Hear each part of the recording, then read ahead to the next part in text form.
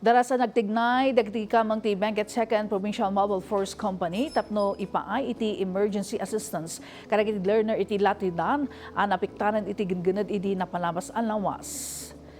Impatumpal na ti first aid kadagiti naringatan ken nadangran estudyante na iturong iti inmuntar na triage ken makeshift tents iti Benguet Sports Complex Oval kalpasan ti napasamak manen agad-ganad iti Martes ti agsapa. Timulong damat lang iti panangbagkat kadagiti naka-stretcher nga apektado. Imparik na damat lang ti parang ipatagda kadagiti nabutangan nga ubing ken inaywanan da dagitoy.